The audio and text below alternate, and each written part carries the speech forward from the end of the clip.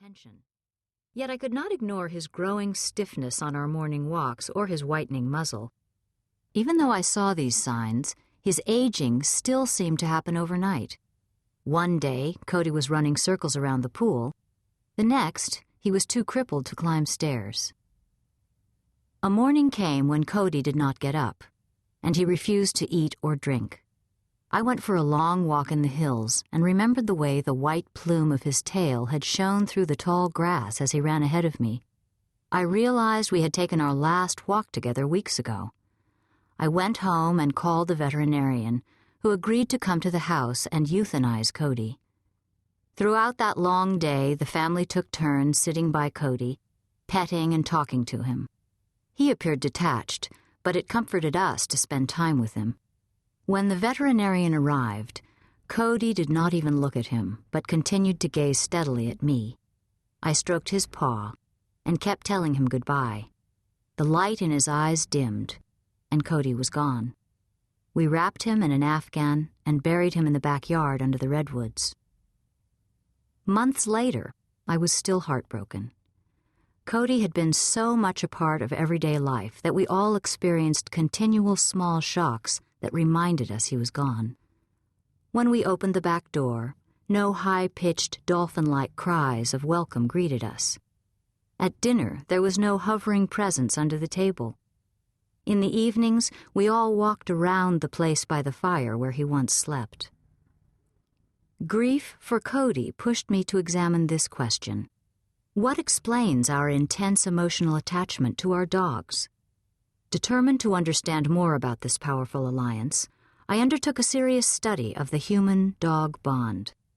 All the research skills and energy I had applied to my graduate studies, I now put to use learning about dogs and their connection to humans. I examined this tie from many points of view: historical, anthropological, psychological, and mythological. However, none fully explain the intense emotions I and others have felt for our dogs. For that, I turned once more to my knowledge of poetry and literature. I began with Emily Dickinson, whose poems I have loved since childhood. One day, I discovered a note she had written to her literary mentor announcing the death of her dog. Carlo died. Would you instruct me now? I was stunned by the strong reaction I had to these few words. The spare language evoked the bleakness I had experienced after losing Cody. I kept wondering about the question, would you instruct me now? Emphasis added. Had Emily Dickinson relied on Carlo to somehow guide her poetry, to act as a muse? Rereading a collection of her letters, I made a second discovery. Emily Dickinson referred to Carlo as my mute confederate and my shaggy ally.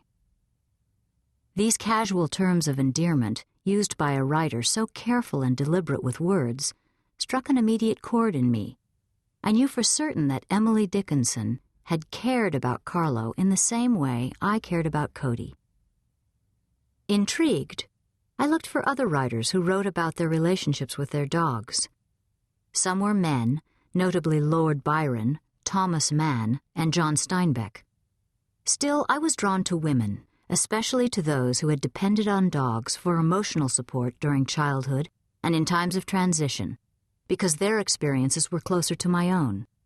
Gradually, a small group seemed to fall naturally into place around Emily Dickinson and Carlo. Elizabeth Barrett Browning, Emily Brontë, Edith Wharton, and Virginia Woolf. Had their dogs also acted as mute confederates and shaggy allies? At first, I found it difficult to determine just how significant their dogs had been to them. With the exception of Elizabeth Barrett Browning's Flush, most were either overlooked by biographers or given only slight attention. And yet, photographs and paintings in the biographies often depicted the women with their dogs. For example, almost every book about Emily Brontë included at least one of her drawings of the Bronte dogs. To me, these images suggested that the dogs had indeed been an integral part of each woman's daily life. Other sources confirmed this impression. Letters, memoirs, and recollections.